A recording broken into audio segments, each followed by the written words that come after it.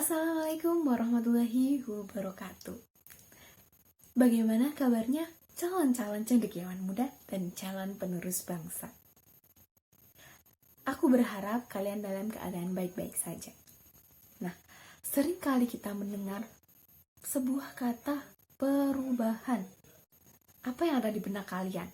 Pastinya perubahan identik dengan seorang pemuda. Pemuda-pemuda sepanjang zaman yang menginisiasi sebuah perubahan.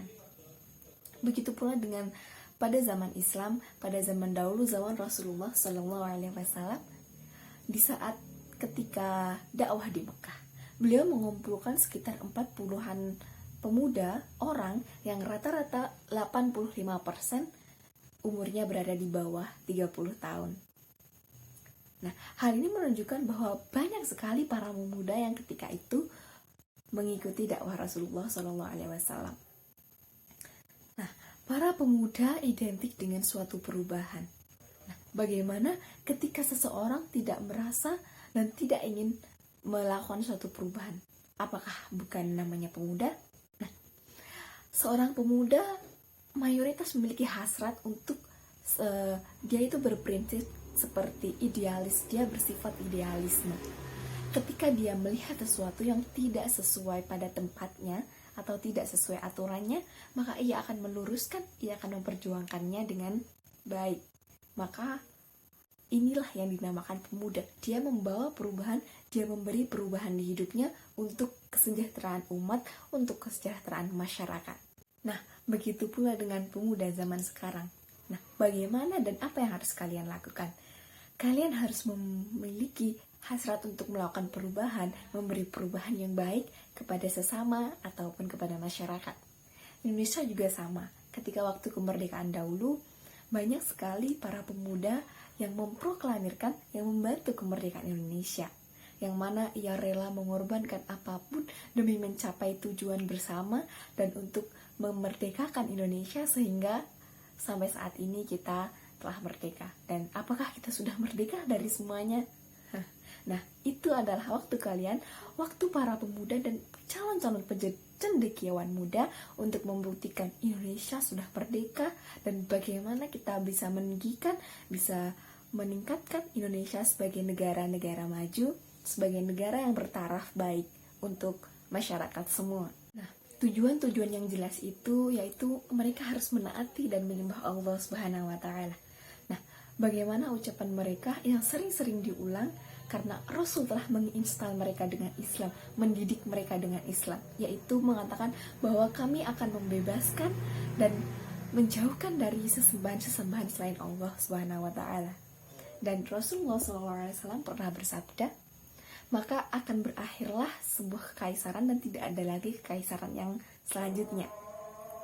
Yang mana kekaisaran Romawi dan Persia merupakan kerajaan dan kaisar yang terkenal pada saat itu. Tapi siapa yang menyangka bahwa yang mengakhiri Romawi adalah seorang pemuda yang berusia 21 tahun. Nah, bisa kita lihat ini suatu perubahan sekali, bahwa seorang pemuda bisa merubah apapun, bisa merubah dan memberi perubahan untuk kemaslahatan kita bersama. Pemuda tersebut masih berusia 21 tahun, yaitu bernama Muhammad Al-Fatih.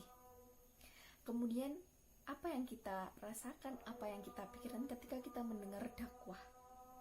Banyak sekali dan mayoritas seseorang menganggapnya bahwa dakwah itu dilakukan oleh seorang ustadz, yang mana identiknya yaitu beliau, ustadz tersebut itu udah tua, berjenggot, bersorban, dan lain sebagainya. Masih banyak sekali mindset orang yang mengatakan bahwa seorang pendakwah itu dilakukan oleh para ustadz. Padahal sebenarnya semua orang dan semua kalangan bisa melakukan dakwah, bisa menyebarkan dakwah dengan caranya masing-masing, tentu dengan aturan-aturan yang ada. Pada zaman Rasulullah, Rasul membimbing salah satu pemuda yang masih muda pada saat itu. Rasul membimbingnya dengan Al-Quran, dengan mengajarkan Al-Quran, mengajarkan ajaran-ajaran Al-Quran yang di dalamnya, yaitu salah satu seorang pemuda yang bernama Ibnu Mas'ud. Nah, pada saat itu suatu kejadian ada suatu kejadian peristiwa, tidak ada seorang pun yang berani membacakan Al-Quran di depan Quraisy. Mengapa? Karena takut akan hal itu. Jika mereka melantunkan ayat-ayat suci Al-Quran, mereka nantinya di akhirnya akan terkena suatu dampak atau musibah. Nah, terkejutnya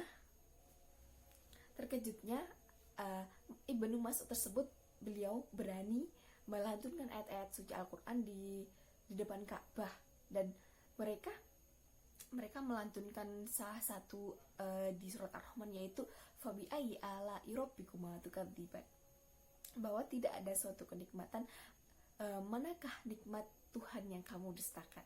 Nah, setelah saat itu didatangilah seorang Quraisy, dan Ibnu Mas'ud dipukuli sampai babak belur dan pulang sampai babak belur.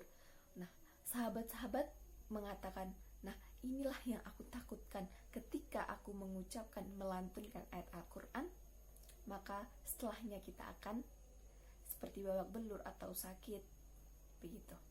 Tetapi Ibnu Mas'ud malah mengatakan begini, saya tidak peduli babak belur dipukuli, karena saya membela agama Allah, agama yang benar. Saya melantunkan Al-Quran, pedoman hidup manusia.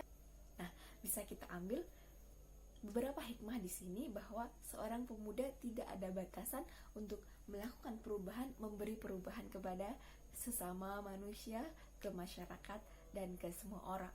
Nah, ayo kita sebagai para cendekiawan muda, penerus bangsa, dan tentunya kita yang masih muda, kita harus tentu masih semangat dan harus semangat untuk memberikan perubahan yang baik untuk negara-negara kita, untuk agama kita, dan untuk umat-umat yang sekitarnya. Terima kasih, semoga bermanfaat. Wassalamualaikum warahmatullahi wabarakatuh.